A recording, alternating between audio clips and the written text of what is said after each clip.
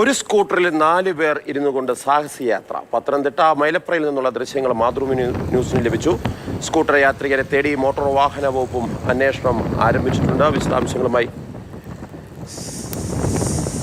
CK Abhilal ചേരുന്നുണ്ട്.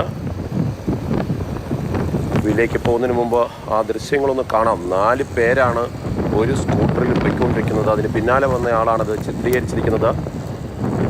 വളരെ അശ്രദ്ധയോടുകൂടിയും അപകടകരമായ രീതിയിലേക്ക് 4 പേരെ വെച്ചുകൊണ്ട് ഒരു സ്കൂട്ടർ പോകുമ്പോൾ അതിൻ്റെ അപകട സാധ്യതയാണ് അറിയേണ്ടത്. CK അഭിലാൽ ചേരുന്നുണ്ട്.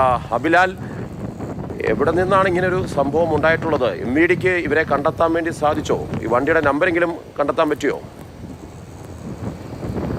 ചെയ്യാൻ വേണ്ടിയുള്ളതാണ് ഇരുചക്ര വാഹനം. ഈ വാഹനത്തിൽ 4 പേർ യാത്ര ചെയ്തിരിക്കുന്നു. ഒപ്പം തന്നെ യാത്രക്കാരിൽ വാഹനം ഓടിക്കുന്ന ആൾക്ക് മാത്രമാണ് ഹെൽമറ്റ് ഉള്ളത്. മറ്റൊന്ന് അപകടകരമായ ഡ്രൈവിംഗ്. ഈ ദൃശ്യങ്ങളിൽ നിന്നും 3 തരത്തിലുള്ള കുറ്റകൃത്യങ്ങളാണ് മോട്ടോർ വാഹന വകുപ്പ് തിരിച്ചറിഞ്ഞിട്ടുള്ളത്. വാഹന ഉടമ പത്തനംതിട്ട മൈലപ്ര സ്വദേശിയാണ് എന്നുള്ള വിവരം ലഭ്യമാകുന്നുണ്ട്.